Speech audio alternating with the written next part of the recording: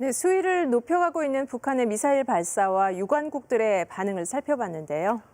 네, 여기서 한 발 더 들어가서 북한의 의도 자세히 분석해 보겠습니다. 국가안보전략연구원의 조성열 자문연구위원 나오셨습니다. 네, 박사님 안녕하세요. 안녕하십니까? 안녕하세요. 북한이 예고했던 대로 무력 시위의 강도를 점점 이제 높여가는 상황인데요. 북한이 왜 지금 이 시점에서 굳이 탄도미사일 카드를 꺼내들었다 이렇게 보십니까? 예, 북한이 지금 작년 12월서부터 이달 말까지 북한군 동기 훈련을 하고 있고요.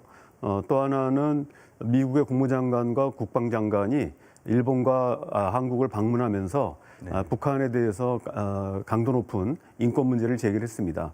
그리고 아직 북한에 대해서 명확한 정책적 입장을 밝히고 있지는 않지만 일본과 한국 즉 동맹과의 협력을 통해서 대북 정책을 결정하기로 했습니다. 그렇기 때문에 북한으로서는 대북 정책이 결정되는 과정에서 자신들의 입장을 반영하고자 하는 의도가 있었던 것 같습니다. 네, 그런데 김정은 위원장은 이번 발사 현장에 직접 나가지도 않았고 북한 매체들을 보면 미국에 대한 별다른 언급도 없는 것으로 일단은 보이는데요. 미국을 직접적으로 자극을 하겠다 이런 의도는 안 보이는 것 같은데 어떻게 보시나요? 그렇습니다. 북한으로서는 과거에 2009년도에 오바마 행정부 초기에 북한이 전략 도발을 하면서 북미 대화가 완전히 단절된 바가 있습니다.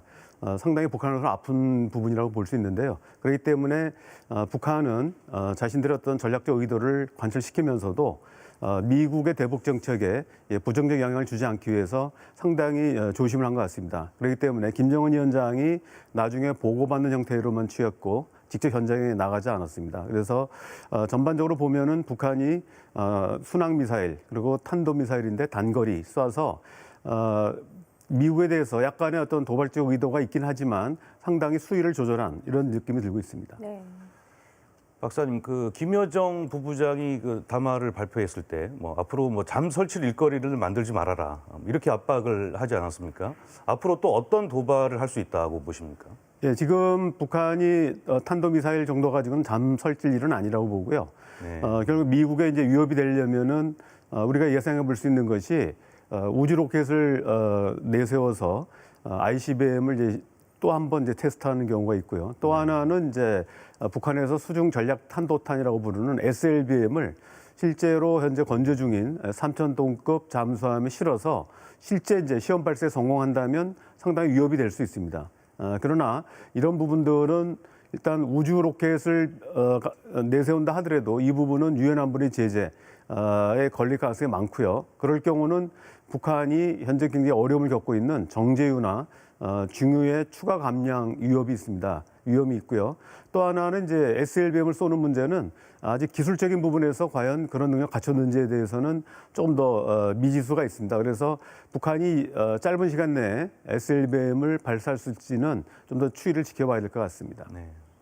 이번 미사일 발사에 대해 바이든 대통령은 상응하는 조치를 취하겠다 이렇게 밝혔고 미 국무부도 규탄이라는 표현까지 써가면서 강경한 입장을 내놨는데요.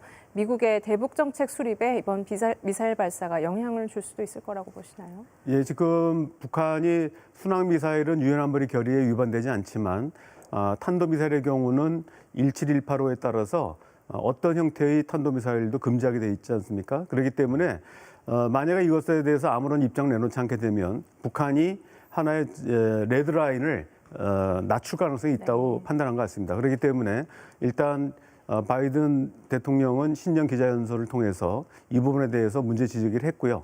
또 국무부는 규탄 입장을 내놓으면서 이런 탄도미사일에 대한 어떠한 경우도 용납하지 않겠다는 입장을 분명히 한 것 같습니다.